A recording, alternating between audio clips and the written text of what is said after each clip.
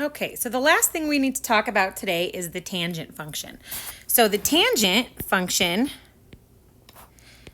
is opposite over adjacent.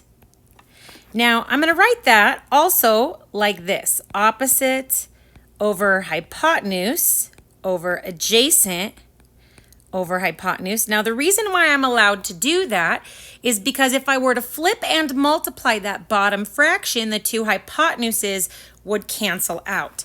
The other reason is because we're on a unit circle, guess what? The hypotenuse lengths are just 1, so they don't matter.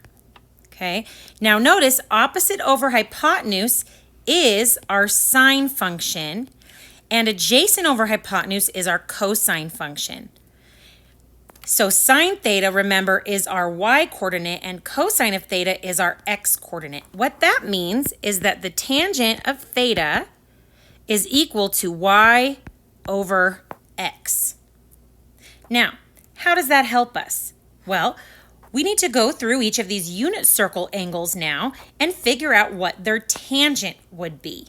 Okay? Now, I'm going to go ahead and erase my work on figuring out tangent just to get a little bit more work room here.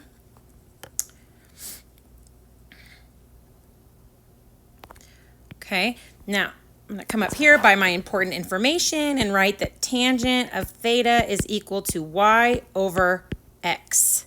Okay, so let's start with 0 degrees. If I wanted to know the tangent of 0 degrees, then I would take the y-coordinate, which is 0,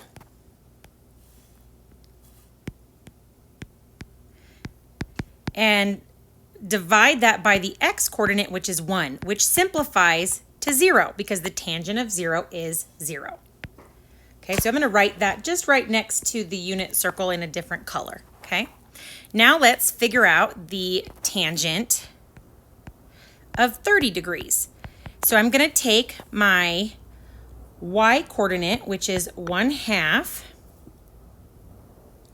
over my x-coordinate, which is √3 over 2. Now I can't leave this one like this, so I need to do some math. I'm going to start by flipping and multiplying my bottom fraction, multiplying straight across and reducing, then rationalizing my denominator.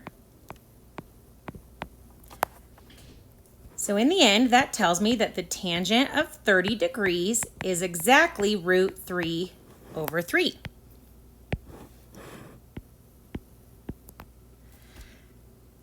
Okay, let's try another one. Let's try tangent of 45.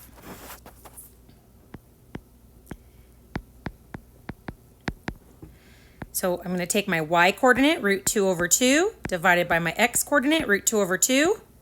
Hallelujah, same thing on the top and bottom.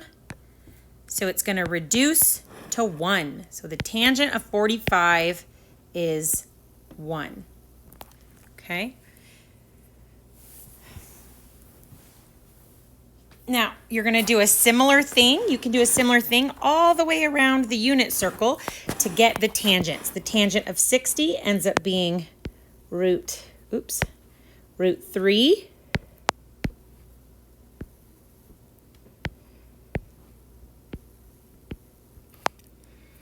This one's undefined because I end up with 1 divided by 0. Negative √3, negative 1. √3 over 3, 0.